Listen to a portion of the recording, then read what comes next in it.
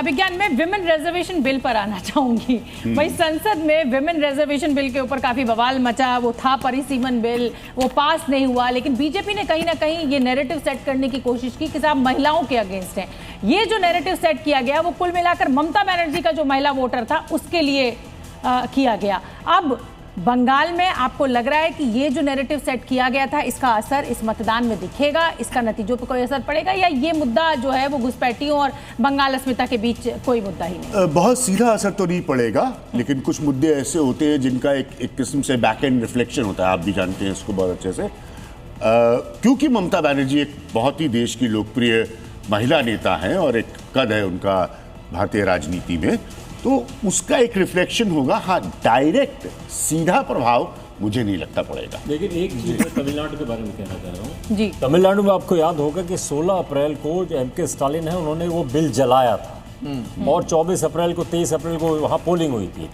गांव-गांव में ये मैसेज भेज गया कि ये जो फेडरल स्ट्रक्चर है इसको नरेंद्र मोदी सरकार डेमोलिश करना चाह रही है। इसी वजह से आपका जो आंकड़ा दिखा रहा है, वन ऑफ द फैक्टर्स, मैं कह रहा हूँ सिर्फ यही वजह नहीं थी। परसेप्शन 2024 के चुनाव में भी था सर कि आरक्षण खत्म कर देंगे या संविधान को बचाने की जरूरत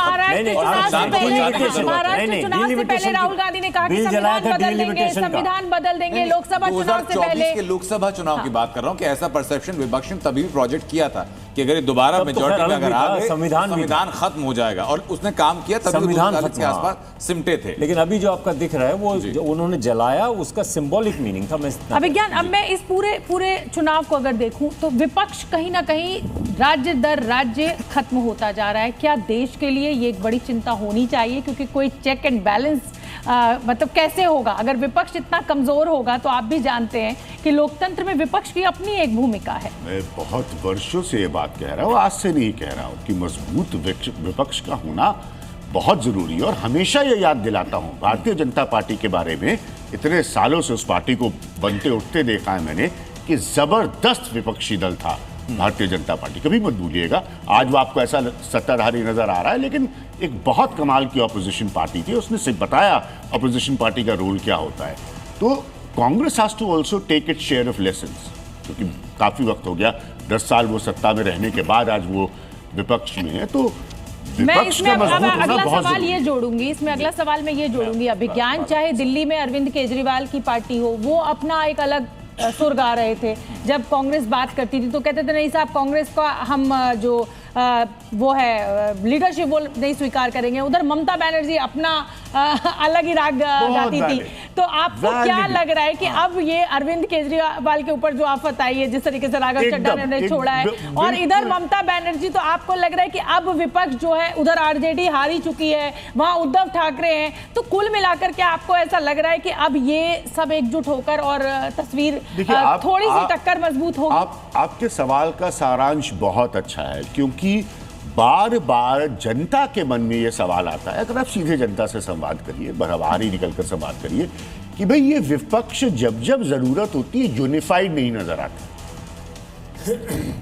अलग अलग दशकों से आप देखिए, और इसके अपने वो होते हैं, जबकि उसको फिलहाल ये नजर आ रहा है, ये कब बदलेगा ये सब मैं नहीं जानता, लेकिन उसको दूसरा पक्ष जो है वो यूनिफाइड नजर आ रहा है। तो ये एक बहुत बड़ा साइकोलॉजिकल इम्पैक्ट डालता है, जिसमें कांग्रेस की बहुत बड़ी भूमिका है, क्योंकि कांग्रेस विपक्ष को लीड किया है एक समय। विपक्ष के बारे में एक मुहावरा कहा जाता है सर कि भाई रस्सी जल गई लेकिन बल नहीं गई। राज्य दर राज्य क्षेत्रीय जो पार्टियां सिमटती जा रही हैं, लेकिन जो निजी महत्वाकांक्षाएं हैं वो एकजुट होने के पर्पस पर इतना हावी हो जाती हैं कि वो चाहकर भी हो नहीं पाते हैं। और हमेशा से हुई है, ये आज से नहीं है। ठीक बात। इतनी गठबंधन बने हैं विपक्ष के, सरकारों में भी रहे हैं, वो कोई अपना टर्म नहीं पूरा कर पाए। इसलिए कांग्रेस लेट को छोड़कर, इसलिए क्योंकि सब अहम की लड़ाइयों में साल भर, 1.5 साल, 2 साल, 2.5 साल में गिर गए। जनता हमेशा पूछती है कि भाई ये विपक्ष यूनिफाइड क्यों नहीं दिखता। ठीक है, मैं पंकज कुसुम के पास जाना चाहूंगा। जो हम लोगों ने बात की थी घुसपैठियों को लेकर के, SIR को लेकर के, आपका टेक उस पर क्या है पश्चिम बंगाल में? सर, उन इलाकों में ये मुद्दा है जिन इलाकों में मुसलमानों की आबादी ठीक ठाक है या घुसपैठिए हैं। जैसे आपको मुर्शिदाबाद में मिल जाएगा, मालदा में मिल जाएगा, दिनाजपुर में मिल जाएगा, जो वो बॉर्डर इलाके हैं। बाकी अगर जंगल महल में जाएगा तो दोनों जगहों पर कांग्रेस बढ़त भी हासिल कर रही है। बिल्कुल, खास करके मैं मुर्शिदाबाद और मालदा में इस बात मैं वहां बहुत घूमा, और लगभग हर जगह अधीर रंजन चौधरी के चुनाव लड़ने की वजह से और एक और कैंडिडेट हैं धुलियान में। इन दोनों के लड़ने की वजह से कांग्रेस का वहां अच्छा दिख रहा था माहौल।